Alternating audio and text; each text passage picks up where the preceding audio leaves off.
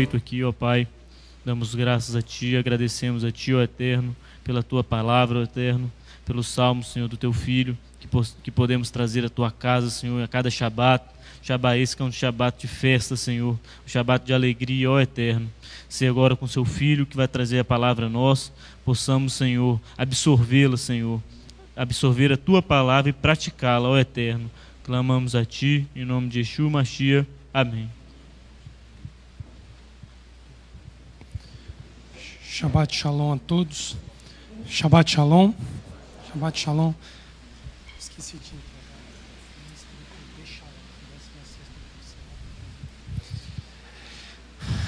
Nós queremos, em nome de Yeshua, agradecer a cada irmão, a cada irmã que se encontra hoje aqui neste Shabbat, porque cada Shabbat é um dia especial na presença de Adonai.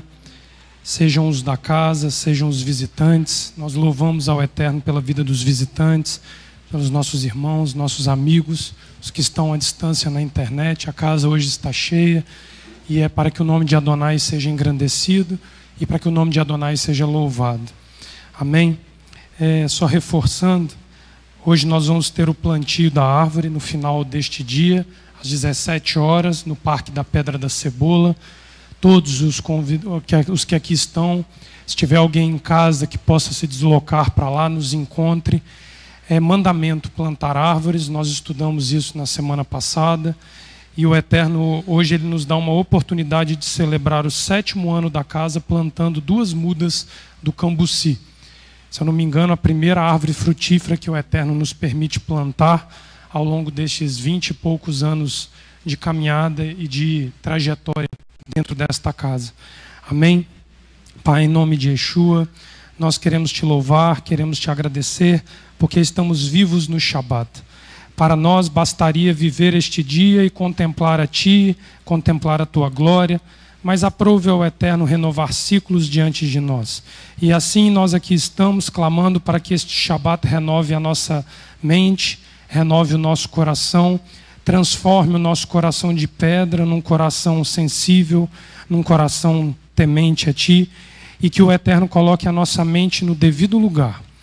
A mente a qual tem trazido problemas sérios para nós, mas principalmente para o Teu reino, porque ela é formadora de confusão, ela é formadora de divisão, ela é formadora de inimizade em meio ao povo que precisa andar, Pai, em unidade, em Teu nome. Por isso, coloca a nossa mente no seu devido lugar.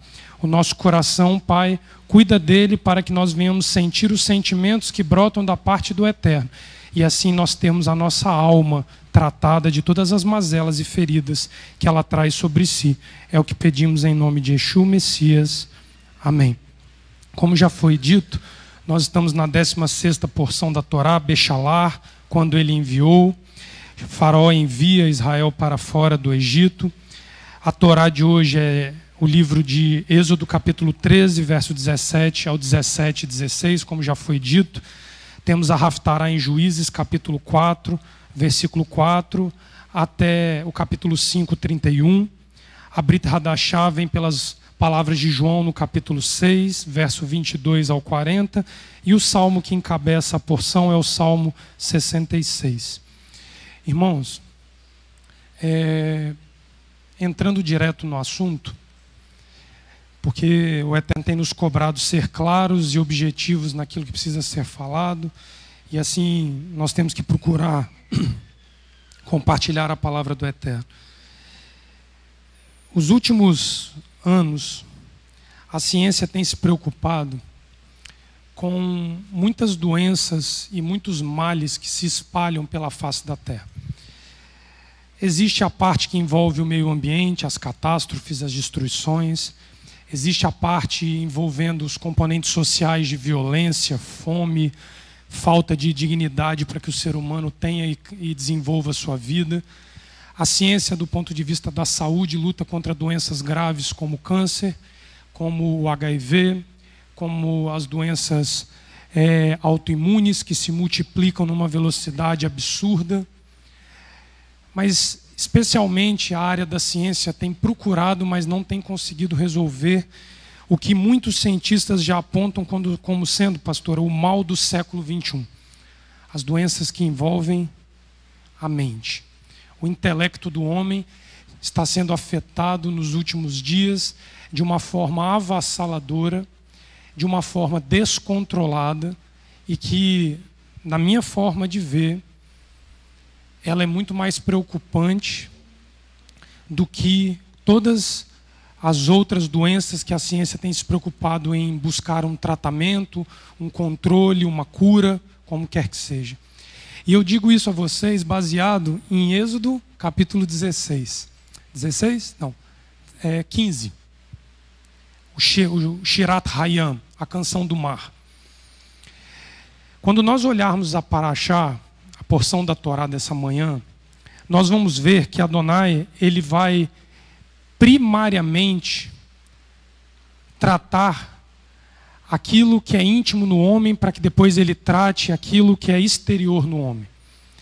Não imaginem que Adonai vai permitir um tratamento exterior primeiro para que o homem usufrua depois de um tratamento interior. Trazendo dentro do ponto de vista do que nós estamos trabalhando, ele não vai curar uma doença sem antes curar a alma do indivíduo. Porque ele instituiu a doença sobre o indivíduo para que ele seja enfraquecido no seu combate contra Adonai, para que aí a alma deste indivíduo seja curada. Então a doença, ela se torna uma bênção nas mãos de Adonai. O quê? Sim. Porque senão o homem, ele como é muito altivo, ele não se abaixa para receber aquilo que Adonai quer fazer no seu interior. Se eu sou saudável, se não tem absolutamente nada que impede o meu corpo físico de se desenvolver, de fazer o que eu desejo fazer, dificilmente eu vou me permitir abaixar para que Adonai venha e me trate. Porque a ferida da minha alma existe, Leomar, independente se o meu corpo físico está saudável ou não. Porque desde o princípio o homem traz consigo um problema de alma absurdo. Não toque na árvore. Eu toco na árvore. A culpa foi da serpente. Mas quem me enganou foi a mulher. Isso é desde que a humanidade foi criada. E não é uma imperfeição da criação. Porque ela foi criada de forma perfeita. Mas ela é um defeito que a própria criação trouxe sobre si quando ela não atentou a uma ordem. O intelecto do homem foi provado no ato da criação quando diz: coma de todas as árvores do jardim, mas da árvore do bem e do mal não chegue perto dela. O homem vai na árvore do bem e do mal. Ele é conduzido pelo quê? Pelo sentimento de limitação que é colocado no coração do homem e na incapacidade de frear esse sentimento com um intelecto frágil. Intelecto mais sentimento traduz-se por nefesh, alma. Ao marchar para fora do Egito, Adonai começa a tratar o intelecto e o coração de Israel. Porque no coração brota o sentimento, no intelecto o homem administra esse sentimento. Irai-vos, mas não pequeis. A ira vem no coração, mas não pecar é um controle que você traz sobre o seu intelecto para não ir além do que é permitido sentir por Adonai. Adonai te permite irar, mas não peque. Olhe, mas não toque. Deseje, mas não coma. É uma conexão que, se for rompida, a cabeça fica desenfreada e o coração vira um borbulhar de sentimentos descontrolados. Eu fui rejeitado pelo meu pai porque ele se separou da minha mãe. Isso brota no meu coração como uma loucura que, se a mente não estiver no lugar, a mente ela justifica esse sentimento defeituoso dentro de mim. E aí eu começo a disparar contra o meu pai, eu disparo contra a minha mãe, eu disparo contra o mundo. Eu me torno um ser sem afeto, por nada nem por ninguém, porque eu fui ferido, mas não tive a mente e o coração tratados por Adonai para frear a minha loucura. É a loucura dos últimos dias. Ramon e Lorena estão aqui, não estão? Estão. De cada 10 pacientes do consultório que nós atendemos, cadê Ramon? Está aqui? Cadê? Está aqui. Você já está vendo isso no seu consultório infantil, eu tenho certeza, porque de vez em quando eu atendo criança também. De cada 10, 8 problemas seriam resolvidos com Torá e Yeshua HaMashiach. Você apresenta o indivíduo o nome do pecado dele, ele vai olhar para aquilo, vai reconhecer pelo intelecto que aqui dentro está com defeito e você trabalha para consertar o defeito. Pois não, Léo, pastor? olha que interessante. Hoje, essa semana, as pessoas têm me perguntado se o problema na China é uma maldição de Adonai. É uma maldição de Adonai. Amém. É porque quando você está falando agora, completa tudo isso. É um problema da comida. Amém. É o pão. Os médicos já detectaram, é um problema da comida. É uma peste, é uma pestilência que Adonai trouxe por causa da desobediência. Por um animal Olha primitivo aqui, lá. o que diz o Levítico, estão falando de comida. Não foi isso, pastor? Foi um animal primitivo que encontraram, que desencadeou toda a doença, porque lá come-se desde barata, rato, cachorro, né? Come-se tudo. Isso aí. Então, olha a legislação sobre a comida, você vai ver o que ele está falando aqui, ó. Não, Levítico capítulo 11 é comida. Amém. Torá. Versículo 43, Torá. Amém. Não façais as vossas almas abomináveis. Amém. Por nenhuma criatura que se arrasta, nem com ela vos contaminareis, para não serdes imundos. E Adonai vai tratar este problema na saída do Egito. Ó, ele está falando de comida. Sim. Mas ele diz que é a alma.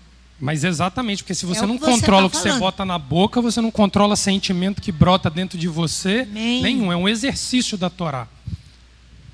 Só que não adianta nós ouvirmos isso, falar amém, e na hora do intelecto vir para o lugar, porque reconheceu o defeito, não consegue.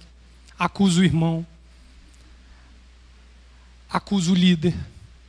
Acusa o governo. Acusa o pai. Acusa a mãe. Mas não se auto-incrimina. Israel vai ser, Leomar, conduzido a um tratamento imediato. Saiu do Egito, ele tem que botar a mente e o coração do indivíduo no lugar. Sabe por quê? Porque por um detalhe, Israel não entrou na terra prometida no 2º ano de partida do Egito. Nós vamos lá em Shelar.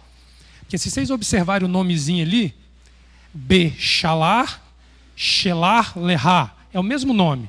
Envia para ti, lá no capítulo 11, 12 e 13 de Números, fala o mesmo assunto de Be-Shalar. Quando enviou, significa enviar para fora de algum lugar.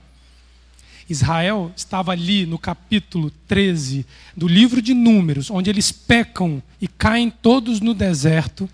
Eles estavam saindo do deserto. Eles tinham saído do Egito e, pelo um problema alimentar, eles não conseguem sair do deserto. O deserto encerra você. Cuidado para ficar dizendo que respeita a comida kasher e diz que está fora do Egito porque você está atolado nas areias do deserto. O deserto vai te atolar porque ele vai provar se o kasher interior que você diz que tem está em linha com o kasher físico que você come. Muito cuidado. Porque tem gente que bate no peito e fala: eu respeito as leis de kashrut. Eu não como camarão. Eu não como peixe com couro. Eu não como porco. Eu não como isso. Eu não como aquilo. Mas sabe o que você come? Uma palavra podre. Você é como o Salmo 50 que diz que o ímpio, você concorda com o ladrão. Você apoia o homicida. Você oculta o pecado seu e do outro. Isso não é comer comida kasher, não. Aí fica, pastora, procurando na internet restaurante que fornece comida kasher porque eu sou íntegro, eu não posso botar a boca numa comida diferente. Sim, mas se a comida interior que você bota para dentro de você não é kasher, melhor comer a feijoada com paio, orelha, porque você vai estar menos enrolado do que se você comer a comida kasher. Porque cada vez que você respeita as leis de kashrut, Adonai te julga se o seu interior é tão puro quanto a comida que você come. E Israel, na saída do Egito, aprende isso e cumpre, mas no 2º ano cai. No 2º mês do 2º ano da partida do Egito, Números capítulo 11, começa desse jeito. Dia 15 de Iar, exatamente contado. Israel não consegue, pastora, diferenciar o problema. E o problema alimentar é tão sério que a primeira coisa ele vai tratar. Ó a didática divina. Sai do Egito. Shirat Hayam, canção do mar. O mar abre. Diz os rabis que tem uma tradição oral antiga que diz que os filhos de Israel pararam na frente do mar e ficaram abre, abre, abre, ó mar. E eles tinham um cântico, abre, abre, abre, Moisés, tum, e o mar abriu. Saiu dali, Leomar, começou o problema, pastor. Eles são provados numa coisa básica, que o ser humano é constituído em 70% do seu corpo. Água. Antes de comer, o ser humano precisa aprender a beber. E nós vamos ver isso dentro da Torá. Mas eu quero ir no capítulo 12 aqui do Êxodo, porque a gente precisa pegar o gancho da narrativa do Êxodo para entrar em Bechalar. Presta atenção nisso aqui. Olha o verso 41 do capítulo 12 do livro de Shemot, Êxodo. Presta atenção nisso. Eu tinha que ir direto ao ponto, Leomar, eu estava agoniado. Hoje, 5h30 da manhã, me bateu um sono. Eu fui quase que anestesiado. Deitei no sofá e falei, não tem condições mais.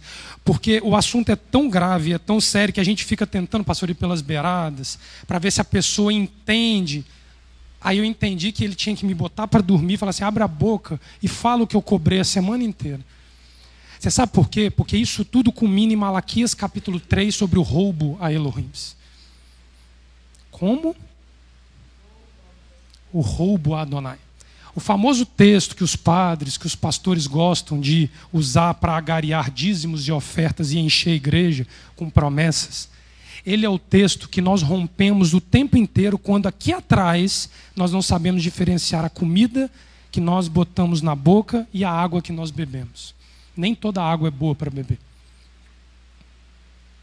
Moisés, fere a rocha. Lembra que foi na água que Gideão reprovou a maioria? Não sabia beber a água. Gentileza.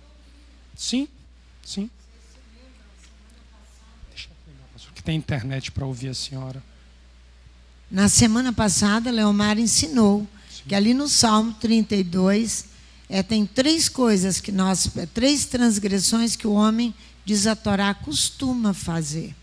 É a culpa, é o erro e a carência. Isso. Então, o erro, o que é o erro? São as falsas doutrinas. Amém. O desvio. Errar o caminho, desviar do caminho, desviar da Torá. Caminho, né? É isso que é pra erro. Para você e para o outro. É. Né? Então, essas três transgressões que o homem costuma pecar, ele precisa se arrepender Amém. delas. Amém. A parte alimentar é um negócio tão grave que normalmente os erros que nós cometemos, nós somos induzidos ao erro à mesa. Você pode olhar. Toda vez que a pastora Sandra é enganada, tentam pegar ela numa mesa. Para ver. Mas também na mesa você neutraliza o veneno daquilo que foi feito errado. Lembra 3 simhat-torás atrás? O que nós comemos aqui na casa? Que a senhora fez, aquela erva que neutraliza o engano. A senhora lembra disso? Na mesa você cai ou você se ergue. Quando nós tivermos a oportunidade de estudar o Rosh Hodesh, eu tenho pedido ao Eterno, nós vamos ver que é na mesa que Davi julga Saul. Numa mesa de Rosh Hodesh. O julgamento de Saul vem ali, na mesa, à mesa. Judas é julgado quando ele lança a mão à frente do Mashiach, à mesa. É na mesa que você conhece o traidor. Mas não é o traidor dos homens, é o traidor de Adonai. É o que simula simulações contra Adonai e o seu reino. Olha o que a Paraxá fala aqui, a Paraxá anterior, Paraxá Bo. Ela vai falar no capítulo 41, verso 41 do capítulo 12. Passados 430 anos, nesse mesmo dia, todos os exércitos do Eterno saíram da terra do Egito. Esta noite se observará o Eterno, porque nela os tirou da terra do Egito. E esta é a noite do Eterno, que devem guardar todos os filhos de Israel nas suas gerações. É Páscoa. Em Páscoa, ele ensina que à mesa, nós determinamos quem é justo e quem é ímpio. Quem concerne com Adonai e quem contende com Adonai. E não é à toa que é o grande festival do ano que se sentam todos à mesa. Qual outro festival que a gente celebra à mesa? Nenhum. Tu Bishevat. Mas dentro dos festivais básicos da Torá, onde todo mundo igualmente senta numa mesa, é Pessa. Estamos já nos preparando para Pessa. Observa que o texto vai dizer que foram exércitos de Adonai que saíram. Olha lá a palavra exército, tsevaot, plural.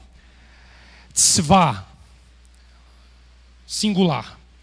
Também significa lutar, servir, significa guerra e também exército, como foi usado na tradução que nós estamos usando.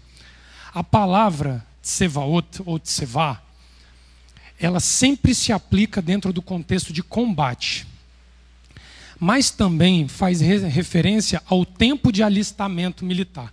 Então ali ele está dizendo que, passados 430 anos, aqueles alistados para o combate são retirados. Ou prestação de serviço. Os meus servidores, 430 anos depois, marcham para fora do Egito.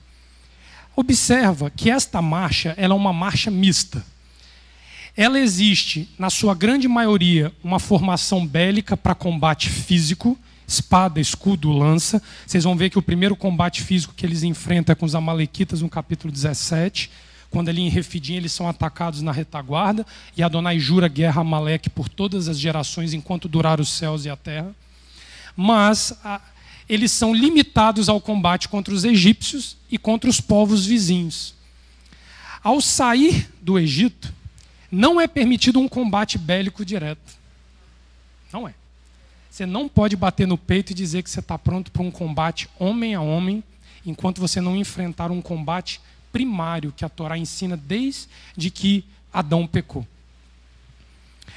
Olha quando você vê ali que este arrolamento militar, ele incluía levitas, mulheres, velhos, idosos, crianças, animais, estava todo mundo arrolado.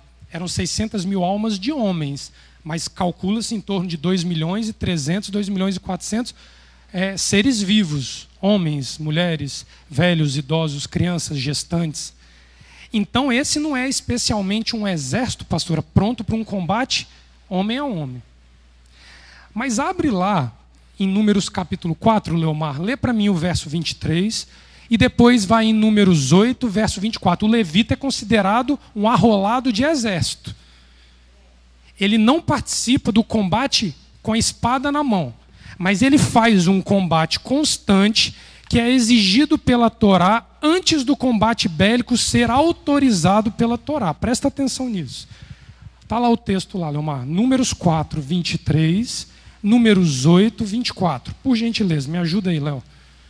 Números 4, verso 23 diz: contarás todos os homens da idade de 30 anos para cima, até os 50, que forem aptos para a guerra, e que farão o seu serviço na tenda da congregação. Então existe um combate dentro da casa de Adonai.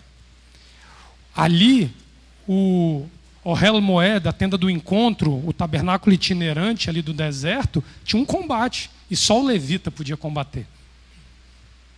Olhe que eles são chamados e arrolados como um exército. Então existe um exército que vai para uma linha de frente física, e existe um exército que comanda uma linha de frente que fica meio que oculta.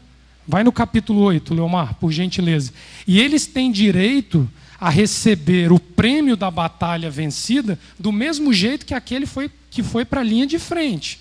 Então, uns dão a cara no combate, outros estão aqui na retaguarda combatendo uma outra questão, que nós vamos entrar nela, mas o prêmio é igual e repartido para todos. Dá uma lida aí para a gente. Números 8, 24. Isso é o que compete aos levitas. Da idade de 25 anos para cima, entrarão para fazer o seu serviço na tenda da congregação. Se você for no Números 31 e Números capítulo 1, você vai ver que na divisão da presa, no capítulo 31, 50% daquilo que era doado pelos vitoriosos da batalha ao Eterno, tinha a porção dos levitas tirada nisso aí. Eu não vou lá porque o relógio hoje está andando rápido. Olha depois o capítulo 31, na divisão da presa, os levitas recebem o prêmio de combate. Então significa que para ter o resultado final lá na espada, O inimigo sendo derrotado no combate bélico, precisa ter alguém aqui na retaguarda dando suporte para que isso aconteça. Ou seja, tem uma turma lutando fora dos muros e uma turma lutando dentro dos muros. Isso acontece na história. Quando o sacerdócio ia mal, o exército bélico desabava. Quando o exército bélico ia mal, às vezes o sacerdote de pé conseguia resgatar a situação. Mas quando os dois estavam ruins das pernas, era cativeiro para Israel. Sempre foi assim. Só que aqui, as mulheres estão incluídas neste combate. Leomar, lê lá para a gente Êxodo 38:8, e depois nós vamos em 1 Samuel. Porque pode ter, Leomar, algumas que estão caladinhas assim no seu canto, dizendo assim: esse negócio de combate é serviço de homem. Elas não vão para a linha de frente da batalha com a espada na mão, concordo. Mas se olhar ali, elas têm uma responsabilidade absurda. São chamadas de milícias. As milícias femininas do tabernáculo. Êxodo 38, verso 8. Isso. Fez a pia de bronze, com a sua base de bronze, dos espelhos das mulheres que se reuniam e ministravam à porta da tenda da congregação. Então, as mulheres, elas tinham função de ministrar. Não diz que elas ministravam no altar de sacrifício, mas diz que elas estavam ao redor da tenda. Vai lá em Samuel, que vocês vão ver que o início da queda da casa sacerdotal de Eli se dá por terem tratado mal e desonrosamente as mulheres que militavam ao redor da tenda do encontro. Não tinha o tabernáculo de Salomão erguido ainda. Era a tenda de encontro, se eu não me engano, ali era Ramá, não era isso, pastora? Em Samuel ela ficava locada na cidade de Ramá. Tá? Olha lá para vocês verem que as mulheres têm função permanente na ministração do tabernáculo. Elas não botam talite, elas não usam quipá, mas elas são essenciais para o funcionamento do tabernáculo. 1 Samuel, capítulo 2, verso 22. Ora, Eli, que já era muito velho, ouvia tudo que os seus filhos faziam a todo Israel, e de como tinham relações com as mulheres que serviam à porta da tenda da congregação. Então, está claro que é homem e mulher, arrolado para o trabalho, não é isso? São combates que andam lado a lado o tempo inteiro. Volta na Paraxá, agora no capítulo 13. Agora vamos dar uma olhada naquilo que a Torá vai falar para nós. No capítulo 13, versículo 17 e 18. Olha o que o Êxodo 13, 17 e 18, lê para a gente, Leomar, é o início da Paraxá, o Ramon leu aqui mais cedo, mas vamos reforçar, porque aqui parece haver uma contradição. Dá uma olhada nisso. 17 e 18. Êxodo, capítulo 13, o início da Paraxá, verso 17 e 18. Quando o faraó deixou ir o povo, Elohim não os levou pelo caminho da terra dos filisteus, posto que mais perto. Pois Elohim disse, para que o povo não se arrependa, vendo a guerra, e volte ao Egito. Assim Elohim fez o povo rodear pelo caminho do deserto, perto do Mar Vermelho. Os filhos de Israel subiram da terra do Egito, armados para a batalha. Então era um exército ou não era? Estava armado. A Torá está dizendo que estava. Mas vocês observaram que no primeiro verso que o Leomar leu, diz que Adonai desviou eles por outro caminho para não enfrentar o combate? Não parece uma contradição? Você tira um povo armado, belicamente estruturado, mas na hora que chega o combate, Adonai fala, desvia. Presta atenção que isso daqui vai nortear a nossa compreensão, porque muitas vezes nós compreendemos que o combate é iminente, sim, mas nós temos que entender quem é o adversário iminente e quem é o adversário futuro. O combate iminente aqui era com o Egito. Então Israel, ele marcha como um exército para fora do Egito, mas quem conduz Israel? Moisés? Diz a Torá que Elohim não os levou. Adonai ia à frente na saída do Egito. Ou seja, quando você abandona uma vida a qual você tem práticas que se assemelham à do Egito, e nos tempos modernos a Roma, ao modelo de vida que o cristianismo estabeleceu para substituir a Torá, falando claramente, esse modelo ele é derrotado dentro do seu e do meu coração. Então Adonai ajusta o coração e o intelecto pelas mãos de Adonai. Páscoa marca o ato de arrancar de Israel do Egito com mão forte e braço estendido. A glória do abandono do Egito não é nossa, é de Adonai. A derrota de Roma dentro de nós não é mérito nosso, é mérito de Adonai. Por isso que os rabis instituem na Haggadah de Pessa, teria sido suficiente para nós. Daieno, teria sido suficiente. Se o mar não tivesse aberto e os egípcios tivessem sido derrotados, Daieno seria suficiente. Não é isso que a gente fala na Páscoa toda, Haggadah? O mérito é apontado para Adonai. Mas quando Israel, no capítulo 17, é atacado pelas costas por Amaleque, quem sai ao combate? Os homens. O combate para a tomada de posse da terra já é uma ação ativa nossa. Conquistar o direito à salvação é nosso dever. Sair do Egito, Adonai ele fala ao seu coração, na sua casa, lavando a pia, ouvindo um ensino, no seu trabalho, aí ele vira para você e fala, guarda o Shabat e me segue. Esse é o mérito de Adonai, não parte de uma ação ativa, é passivo nosso. Mas Adonai vai olhar o desejo que há aqui, o sofrimento que há aqui, a confusão que tem aqui, vai falar, vem, e arranca. Para que o homem não traga sobre ele a glória. E aí ele vai tratar o homem como uma criança e vai virar para o homem e falar assim, agora eu vou te ensinar a beber água, eu vou te ensinar a comer, eu vou te ensinar a vestir, eu vou te ensinar a andar. Você vai aprender que você vai viver num combate permanente contra aquilo que eu arranquei dentro de você. Isso é Pessa. Isso é a Parashá Bechalá palpável para nós. Então não há contradição. Um exército não tem condições de, abandonando o Egito, entrar em combate para que outros sejam beneficiados. Você ainda precisa do benefício, pastor. Adonai é misericordioso, ele não te bota numa linha de frente a qual você não tem condições de vencer. E na Parashá Shelar, passa a próxima para mim. Isso. Na Parashá Shelar, lá no capítulo 13, quando Israel resolve andar como autônomo, sem Adonai à frente, ele come errado e ele parte para um combate desautorizado. O que acontece com Israel? Desaba.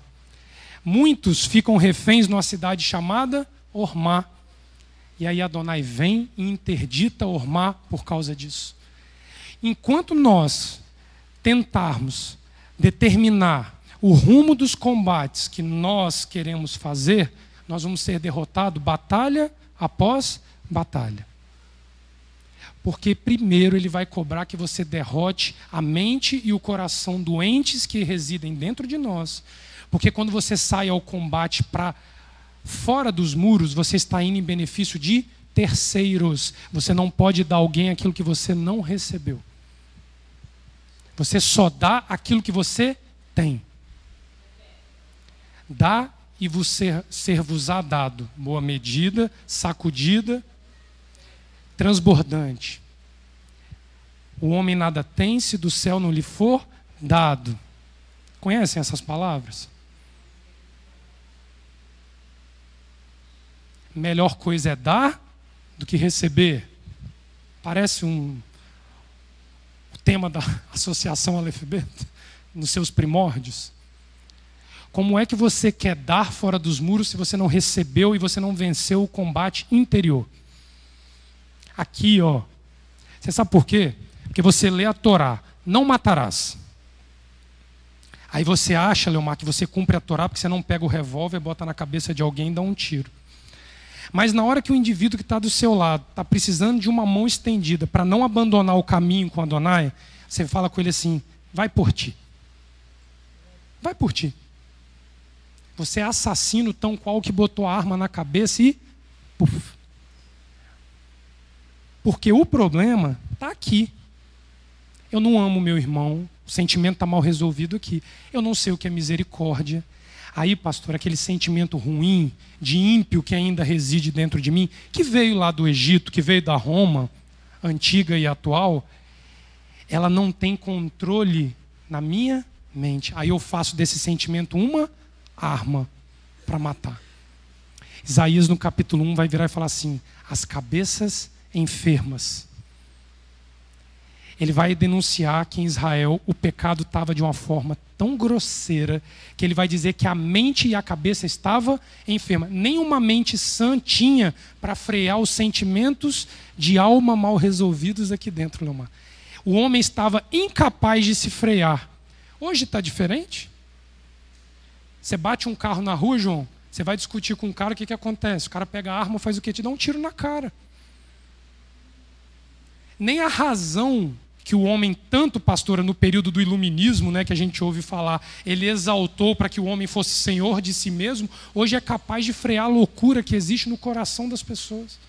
Israel já é tratado nisso no ato de saída do Egito. Pois não, pastor? Olha só, Léo, eu concordo perfeitamente com tudo que você está falando, mas hoje pela manhã eu estava meditando em Hebreus capítulo 6. Amém. Quando Paulo aqui escrevendo, provavelmente seja Paulo, ele diz assim: pelo que, deixando os ensinos elementares da doutrina do Mashiach, amém, nós prossigamos para a perfeição, amém, não lançando de novo um fundamento de arrependimento de obras mortas. Amém. Porque esse povo que deixa o Egito, Adonai vai começar a ensinar o combate contra eles mesmos. Amém. Porém, muitos de nós não deixamos o Egito agora. Amém. Já deixamos há muito mais tempo. Amém. Queremos continuar nesses rudimentos aqui. Paulo diz, olha, arrependimento de obras mortas e da fé em Elohim, o ensino sobre batismo, sobre purificação e impureza, amém, e imposição de mãos sobre a ressurreição dos mortos e o juízo eterno. Paulo diz assim, isso faremos se Elohim o permitir. Amém. Aí ele vai entrar na questão daqueles que conhecem. Amém. É impossível, os que já uma vez foram iluminados, amém, viram tudo o que aconteceu da saída do Egito, provaram o dom celestial, se fizeram participantes do Espírito Santo, provaram uma boa palavra de Elohim e dos poderes do mundo vindouro, depois caíram. Sejam outra vez renovados para arrependimento. Amém. Para obras mortas. Amém. Porque de novo estão crucificando para si mesmos o Filho de Elohim e expondo ao vitupério. Amém. Por isso que eu falei que nós vamos enxelar para exatamente, compreender que um ciclo depois, isso já aí, com o arcabouço da Torá todo revelado para exatamente, eles foram incapazes de manter essa obra. É isso que Paulo está falando serviço, aqui. Porque nesse capítulo é o passo inicial do abandono do Egito. Então Adonai vai pará-los nas águas de Mara, capítulo 15, abre lá no capítulo 15. E eles vão provar de uma água, pastora, que eles acham que pode beber, e Adonai diz que está faltando uma árvore adocicar a água. Exatamente. É uma didática divina como uma criança. Perfeita. É isso. Mas essa didática, uma hora ela passa, porque ele vai cobrar de você ações que já não beneficiem mais só você, mas ao semelhante. Sim. Enxelar, Números 13, nós vamos chegar lá, é onde Israel cai. Porque eles não conseguem. Se preocupa com o outro, que ele não saiu da sua vidinha monótona ali. E eles caem na coisa primitiva que é a comida, pastora. Eles caem na questão primitiva. Eles erram pela comida. Isso aqui é primitivo. Isso é primitivo. Olha as águas de Mara. Capítulo 15 do livro do Êxodo vai dizer: então chegaram a Mara, verso 23 do capítulo 15 de Êxodo. Então chegaram a Mara, mas não puderam beber as águas de Mara, porque elas eram amargas. E é por isso que o lugar é chamado Mara. E o povo murmurou contra Moisés, dizendo: que havemos de beber? Moisés clama ao Eterno, e o Eterno lhe mostra uma árvore, ele mostra a Torá. Lançou a Moisés nas águas, e as águas se tornaram doces. Deu-lhes Elohim estatutos e uma ordenança, e ali os provou. Ele te ensinou a beber água, ele vai te dar estatutos, leis, para te provar, para saber se você sabe diferenciar a água do Espírito da água dos homens. Se você sabe beber de uma água que gera vida ou de uma água que te leva à morte. É didática. Por isso que eu falei, é o combate fora e o combate dentro. Beber água é o exterior. Diferenciar se eu sou um assassino ou não nesses moldes da Torá é um problema interno. É isso o tempo inteiro na Torá. Vamos para a questão do pão? Vamos lá, Leomar, para a questão do pão.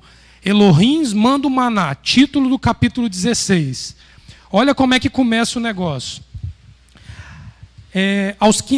Partiram de Elim e toda a congregação dos filhos de Israel veio ao deserto de Sim, que está entre Elim e Sinai, aos 15 dias do segundo mês. Então era o dia 15 de Adar, do primeiro ano da saída do Egito. Olha o que ele fala no verso 3, no 2. Toda a congregação dos filhos de Israel murmurou contra Moisés e contra Arão no deserto.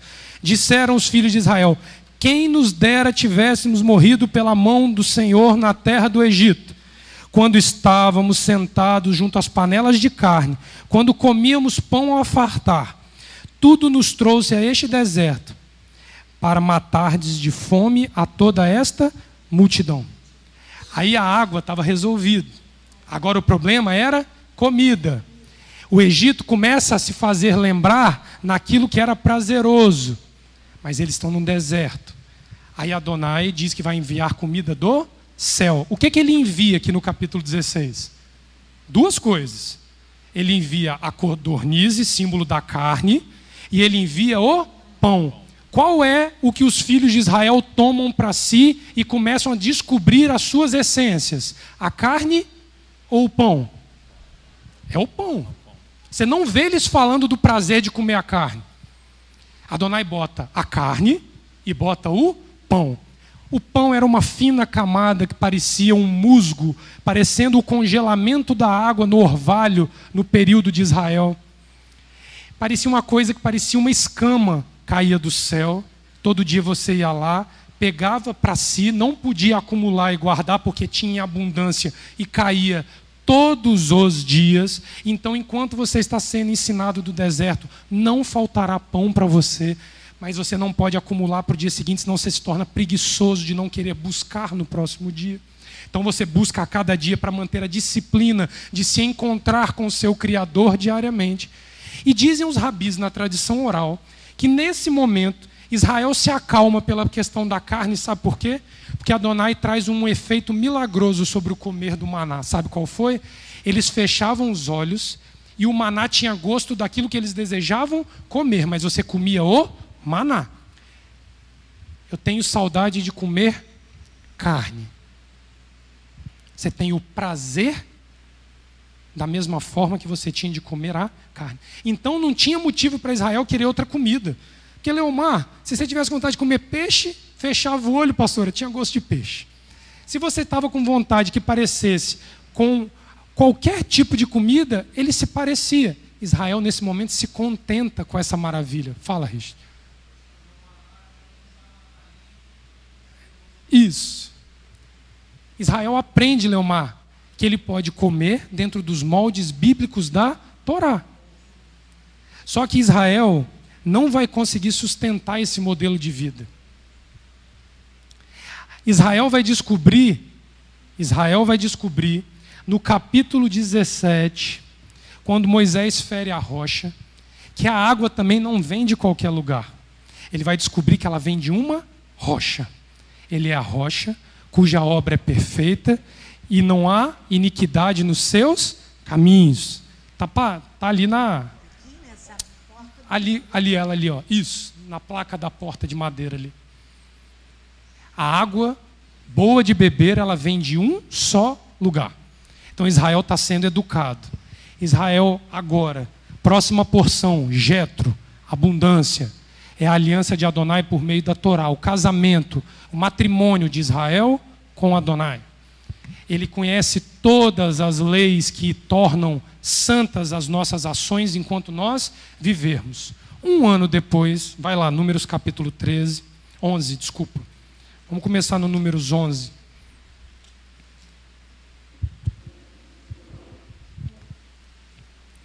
Números capítulo 11. O arcabouço da Torá havia sido dado.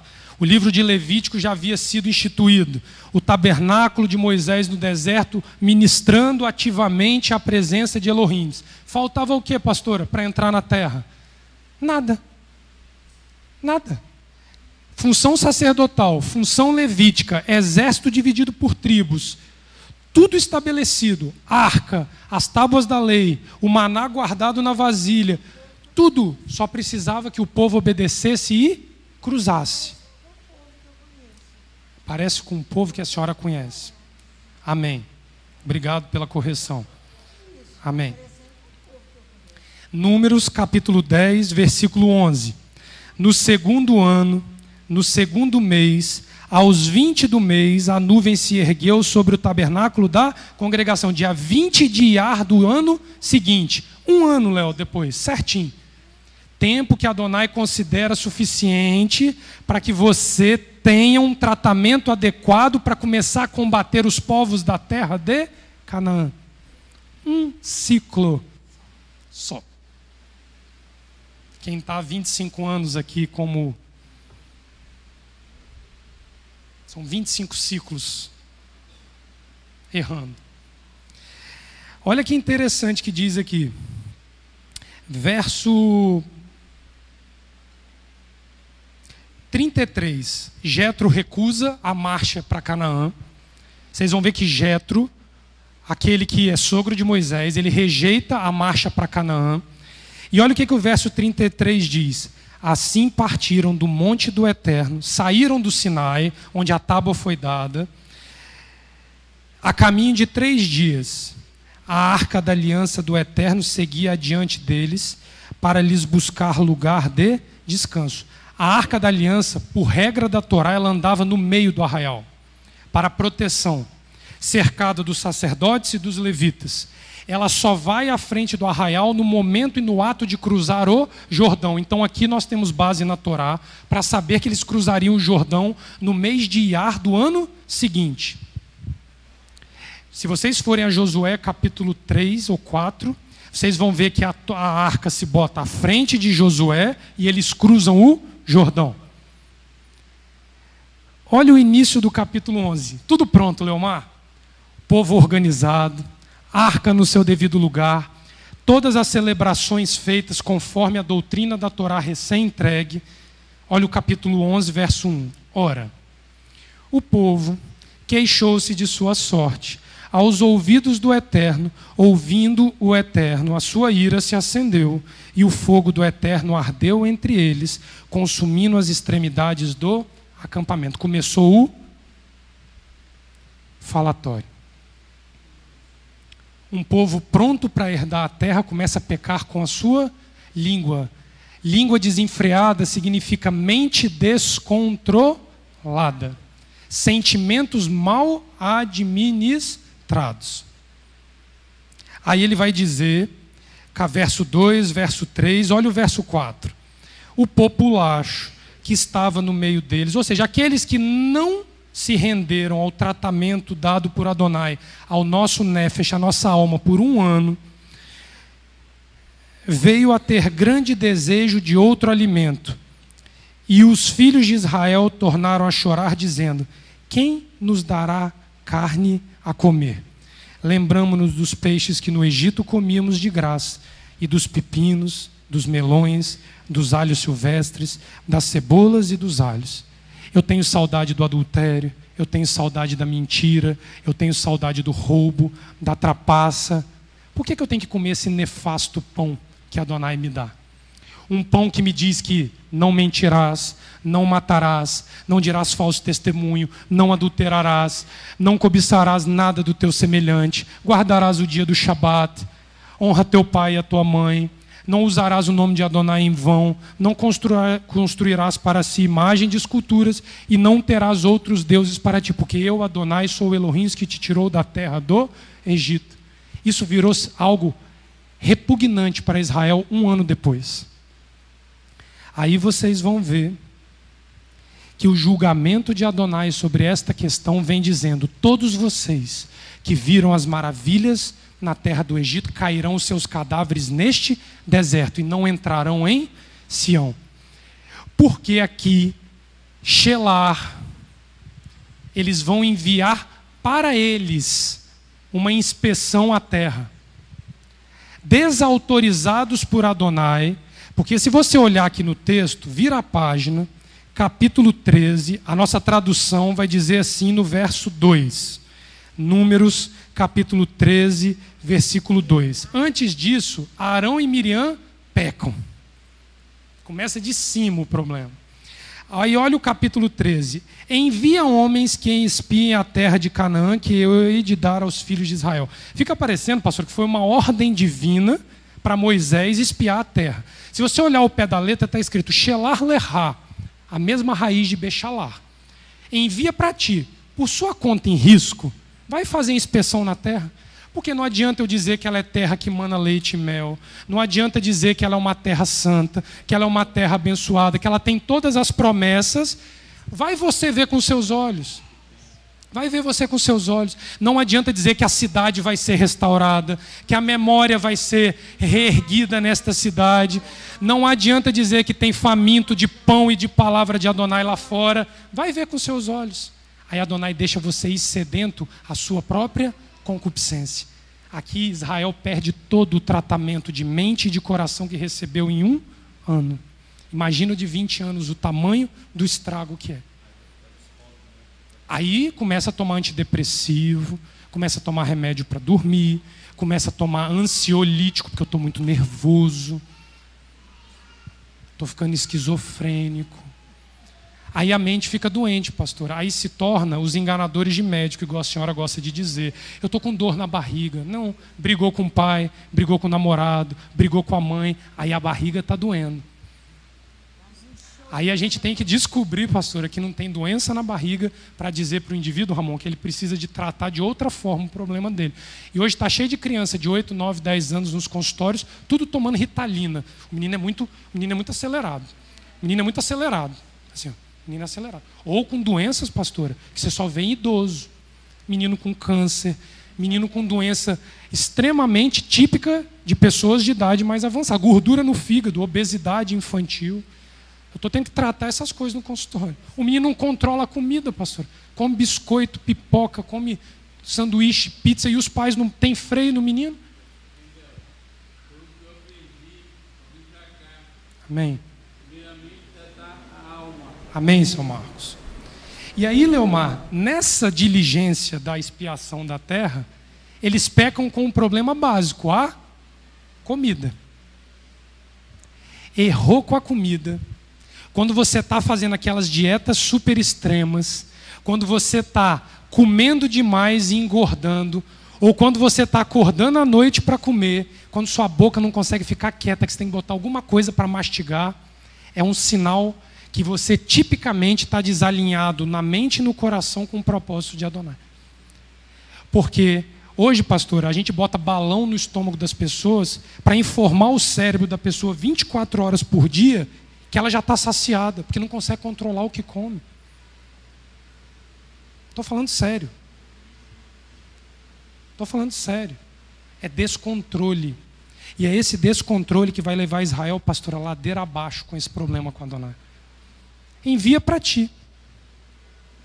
Adonai, ele deixa o povo ir diante da sua própria vontade. Isso para nós não tem coisa pior. Mas você sabe o que Adonai faz para administrar esse caos, pastora? Passa ali, Clara. Passa. Eu já falei do Shabbat Shirah. Olha lá o que ele tem que fazer, pastora. Porque quando ele viu a punição, ele viu que para cada dia que eles passaram na terra foi acrescido 1 ano. Vira 40 anos um deserto que era para ter durado 1. Para administrar essa situação, ele pega 70 almas, com 2 características muito específicas. Eles eram Shoterim e Ziknei. Não teve jeito. No meio de milhões, ele teve que achar homens com função pública e militar, ou seja, ele sabe administrar os problemas do povo, mas ele não deixa o combate por isso. Ele é um combatente contra o povo, pelas loucuras do povo. E ele não é um imaturo. Ele tem a mente e o coração centrados em Adonai. Essa é a característica do Shoterim e do Ziquinei, que na nossa tradução, pastora, está ali homens ordenados e homens de idade avançada ou sábios, dependendo da tradução. Moisés sozinho não ia dar conta. É a gestão de um problema de... Tem que delegar ajuda, porque Moisés só ia fazer o papel, pastor, de cruzar. Ele só ia cruzar, pastora. Sim. Sim. Sim. Sim. Fala no microfone, pastora, senão o pessoal não ouve, não. Falo isso sim, porque eu estou falando todo dia, toda hora, não me dão atenção. Amém. O Estado, o município precisa de uma administração pública, militar treinada por Adonai para amar o povo e cuidar do povo. Aqui na congregação, se falar isso de manhã, de tarde e de noite, eles não entendem. Não querem ouvir isso. Sim. Por isso que estamos com a gestão do Centro Cultural Aleph Bet na nossa mão. Tem que botar a cabeça para funcionar e se submeter à palavra de Adonai. Não é pregar para ninguém, Léo. É dar um bom testemunho. De vida. De que eu fui capaz, por meio das mãos de Adonai, de subjugar o intelecto, para o bem do povo. De subjugar o intelecto e uma alma maltratadas pelo pecado. Não tem testemunho maior para ninguém. Não adianta que pai talite na cabeça, ficar sacolejando de um lado e para o outro, se na hora de você provar que aquilo ali se traduz numa boa obra, não tem. Não tem. E aí, Leomar, sabe o que começa? Começa uma sequência de acusação dos profetas, pastora, contra isso. Eu teria textos de Provérbios capítulo 6. Anotem, por favor. Provérbios capítulo 6, verso 16 a 23. Clara, passa aí o próximo para mim, por favor. Tem não? Era o último. Provérbios 6, de 16 a 23. Vocês leiam em casa depois, que vai dizer que aquele que maquina contra o seu próximo, ele tem a mente desenfreada. Não está ali não, pastor, perdão. Provérbios 6, 16 a 23. Ele vai falar do coração que trama planos perversos. Como é que eu vou saber, pastora, se o Leomar, no íntimo do coração dele, trama para que eu caia? Como que a Carmen vai saber se eu tramo para a queda dela? A minha única confiança é de saber se eles estão ou não na presença de Adonai. É a única certeza que eu posso ter e que eles podem ter a meu respeito. Provérbios 6, do verso 16 a 23. Salmo 36, do 1 ao 4. Esse eu quero ir porque fala da função pública do homem. E a acusação vai vir que nós nos tornamos prevaricadores. Quando nós... 6, de 16 a 23. Leiam com calma depois. Agora Salmos 36, do 1 ao 4. Leomar, você me ajuda nessa leitura? Eu estou numa tradução que vai dizer que quando você, no seu coração, ainda é ímpio, você não tem, pastor, o Egito derrotado no seu coração, você é um prevaricador. Se você não tem um coração tratado, você não consegue servir a sociedade a qual você habita.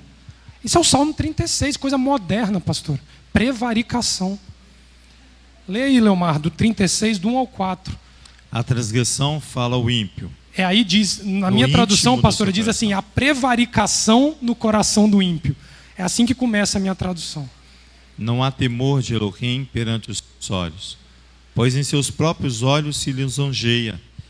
Diz que a sua iniquidade não há de ser descoberta nem detestada. As palavras da sua boca são malícia e engano. Deixou de entender e de fazer o bem. Maquina o mal na sua cama, detém-se no caminho de que não é bom, e não odeia o mal. Ou seja, ele é totalmente contrário às obras da Torá. Mas aonde está o problema? No coração. E aí, pastora, sem a mente equilibrada, Léo, como é que você controla a destruição dessa alma ferida? Pois não, Léo. A prevaricação que você está falando está em linha com Levítico 6, que a gente tem orado, porque a prevaricação é tipificado um crime do agente público. Isso não é um servidor público, é um agente público que faz um serviço para a comunidade, um serviço público. Quando ele deixa de fazer alguma coisa que ele sabe que é obrigação dele fazer. Aí ele vai e não faz intencionalmente, em linha com Levítico 6. E aí, pastora, você sabe onde eles não gostam de Yeshua? Porque Yeshua, entendendo que o problema é básico referente à comida, ele diz assim: eu sou o pão da vida. Vocês vão ter que me engolir, me amar e gostar do resultado que eu faço dentro de você. Qual é a principal função de Yeshua em meio à casa de Israel, no período que ele habitou e ensinou durante 3 anos em Israel? Qual é a principal função? Trazer à luz o pecado no interior de cada um.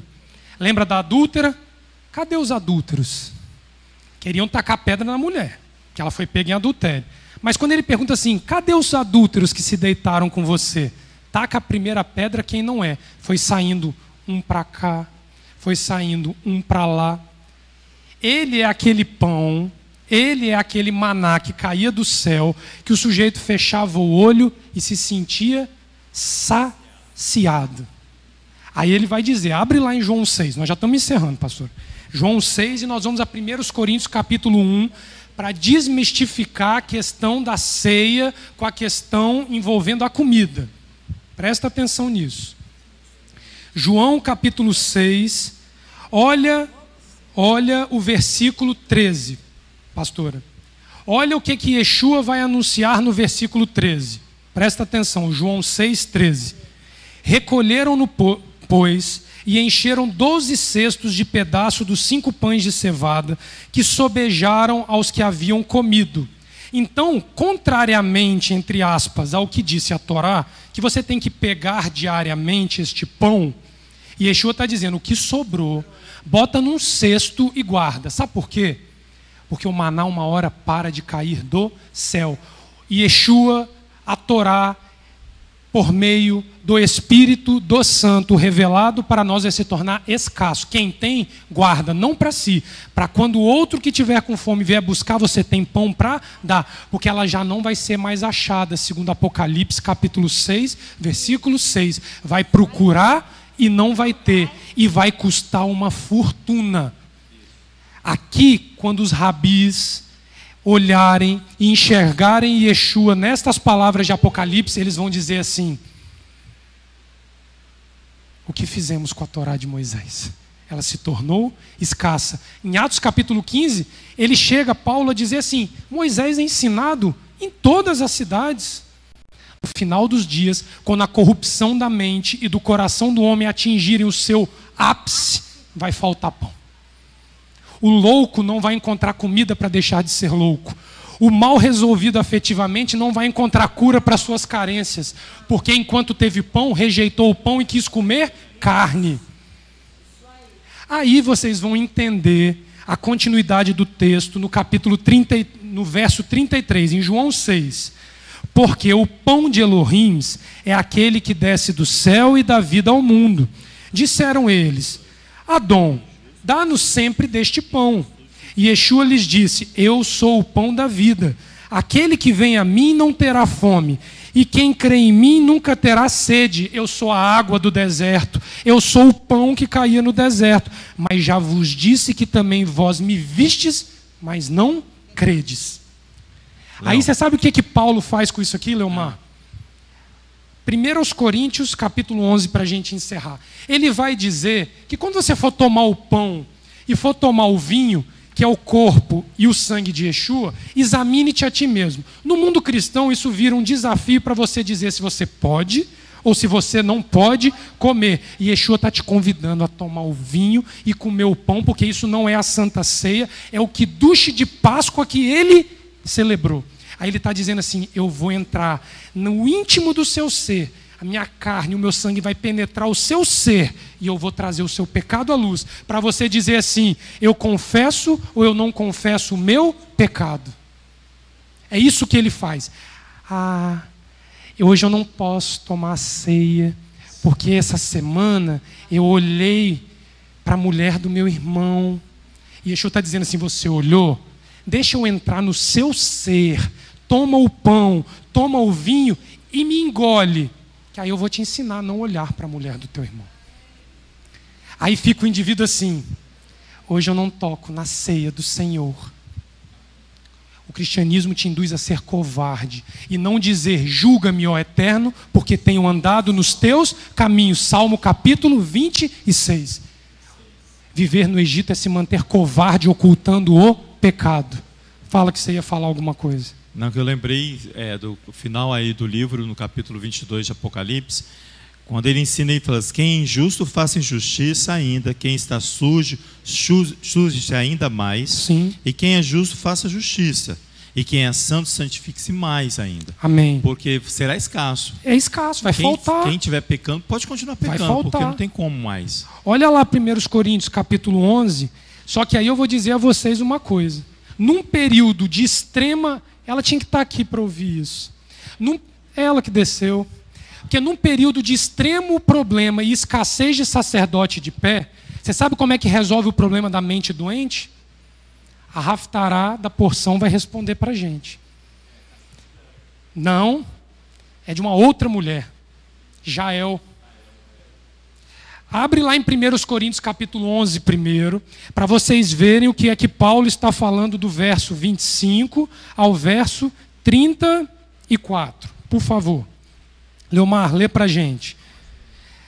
1 Coríntios capítulo 11, do verso 25 ao 34. Quando tiver escrito nova aliança, ele não está substituindo a velha aliança. Ele está dizendo que ela é nova porque agora ela está revelada na sua totalidade. O Mashiach vem dizer aonde ele vai tratar com o homem, no íntimo do ser do homem. Lê para a gente, Leomar, faz favor. Do verso 25 ao 34. Semelhantemente, depois de cear, tomou o cálice, dizendo: este é o cálice, é a nova aliança, no meu sangue. Fazei isso todas as vezes que beberdes, em memória de mim. Pois todas as vezes que comerdes este pão e beberdes este cálice, anunciais a morte do Adão até que ele venha. Portanto, qualquer que comer o pão e beber o cálice do Adão indignamente, será culpado do corpo e do sangue do Adão. Indignamente é porque vai apontar o seu pecado, vai trazer à memória o que você fez de errado e você vai se tornar indigno, mas te dando a oportunidade do arrependimento de pecados. Continua, Leomar. Examine-se o homem a si mesmo antes de comer deste pão e beber deste cálice. Pois o que come e bebe indignamente, come e bebe para a sua própria condenação, não discernindo o corpo do Adão. Por causa disso, há entre vós muitos fracos e doentes, e muitos que dormem. Mas se nós julgássemos a nós mesmos, não seríamos julgados. Mas quando somos julgados, somos disciplinados pelo Adão, para não sermos condenados com o mundo. Portanto, meus irmãos, quando vos reunis para comer, esperai um pelos outros. Mas, se algum tiver fome, coma em casa, para que não vos ajunteis para a condenação. Quanto às demais coisas, ordená-las-ei quando for ter convosco. Quando sentares para comer juntos, esperem uns pelos outros. Não é modelo de educação que Paulo está falando.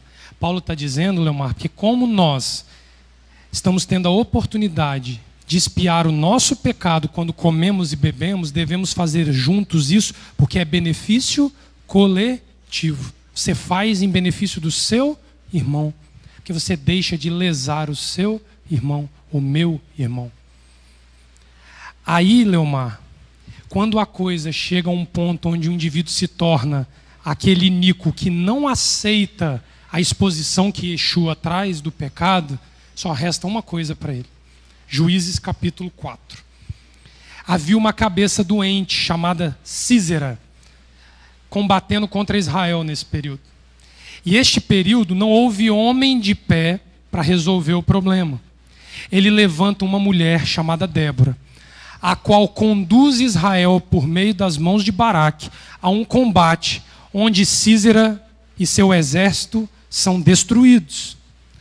Mas a cabeça do exército que buscava destruir Israel, Císera, se esconde, Leomar, e acha que vai sair ileso. A cabeça doente, que não aceitou o tratamento, acha que vai escapar. Olha a partir do verso 18. Saindo Jael ao encontro de Sísera, disse-lhe: entra, senhor meu, entra na minha tenda e não temas. Entrou ele na sua tenda e ela o cobriu com uma coberta. Então Jael era uma mulher. Então ele lhe disse: tenho sede, dá-me, peço-te, de beber um pouco de água. Só que Leomar foi pedir água na casa de uma mulher justa. A água agora, ao invés de matar a sede, trouxe julgamento. Então ela abriu um odre de leite e deu-lhe de beber e o encobriu. Não deu água, Eduardo, deu leite. O leite deixou com sono. Ele lhe disse: põe-te à porta da tenda.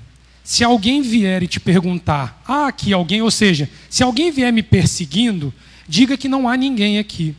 Então Jael, mulher de Éber, tomou uma estaca da tenda, lançando mão de um martelo, foi-se mansamente a ele, enquanto estava carregado de um profundo sono e muito cansado. Ela cravou-lhe a estaca na fronte, de sorte que penetrou na terra, e assim ele morreu. Ramon, pensa comigo aqui. Se tem uma pessoa deitada numa cama e você pega uma marreta com uma estaca para encravar na cabeça, qual é a forma mais fácil de fazer isso? É pela fronte ou pela lateral? Pela lateral. Só que a lateral é uma estrutura do cérebro chamada hipocampo que guarda memórias. Ele não podia matar a memória.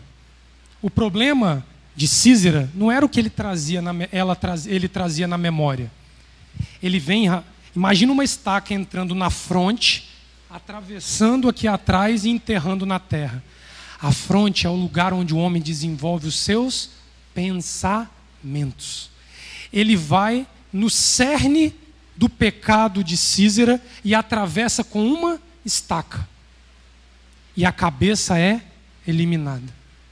Nos dias vindouros, aqueles que não se permitirem ser tratados por Adonai, para manterem a mente e o coração sãos diante da presença do Criador, podem se defrontar a um problema, Leomar, neste nível. E a mente, onde você maquina, fica esquizofrênica, fica com distúrbios intratáveis pela ciência. E aí o homem, ele termina os seus dias, Leomar, totalmente louco e sem capacidade de discernir entre a mão direita e a mão esquerda. Você deixou um problema grave para aqueles que querem ser rocha. Sim. Agora, você sabe o que mais me incomoda, Leomar, nisso tudo? Eu já encerrei. Fiquem de pé, por favor, para nós orarmos. Você sabe o que mais me incomoda no meio disso tudo? É que essa semana me veio à mente a fala de uma pessoa daqui de dentro, que eu ouvi dizendo a outra pessoa a seguinte frase: minha irmã, quando eu estou na congregação e eu ouço um ensino, eu seleciono aquilo que é para mim, daquilo que não é para mim. Eu digo se aquilo ali é pecado meu ou se está falando para um irmão meu. Cuidado com esse pensamento. Porque se vocês olharem aqui, todas as vezes que Israel foi convocada a se apresentar diante de Adonai, ele não selecionou o assunto por pessoa. Ele literalmente disse para que todos ouvissem. Cuidado para você não se tornar uma mente doente, que quando o ensino da palavra de Adonai vem, você diz assim: isso não é para mim. Eu não tenho este pecado. Cuidado com essa forma de pensar. Muito cuidado. Eterno Elohim de Abraão, de Isaac e de Jacó, nós queremos apresentar a nossa mente e o nosso coração diante de Ti, para que ele esteja exposto diante da Tua presença. Para que o Eterno faça conosco conforme desejou fazer com a casa de Israel, e nos eduque e nos corrija e nos trate à medida do nosso pecado. Que a nossa mente não enlouqueça, que o nosso coração não se desequilibre com sentimentos incontroláveis, mas que nós venhamos ser cativos da Tua presença e do Teu Espírito. Dá-nos um Shabat de paz, porque logo mais à tarde estaremos plantando uma árvore. A árvore fala do fruto que nós daremos no próximo ciclo. E o fruto que nós queremos, Pai, é sermos aprovados com a nossa mente e o nosso coração cativos e voltados inteiramente para Ti. Que o Eterno traga sobre nós a Tua paz, traga sobre nós a Tua proteção. Dê ao Leomar, Pai, a Tua palavra para que o ensino da tarde ele venha também nos corrigir e nos ensinar à medida da nossa necessidade, e nós tenhamos liberdade para ir e plantar esta árvore que o Eterno nos deu em paz contigo neste final de Shabat. É o que nós pedimos em nome de Yeshua, o nosso Messias. Amém. Yevareha Adonai verishmereha. Yaeha Adonai panaveleha virunek. Issa Adonai panaveleha veasem leha shalom. Bishem Yeshua HaMashiach. Amém. Que o Eterno nos abençoe e nos guarde. Que o Eterno faça resplandecer teu rosto sobre nós e tenha misericórdia de nós. Que o Eterno sobre nós levante o teu rosto e nos dê a paz. Em nome de Yeshua, Messias. Amém. Shabbat Shalom a todos.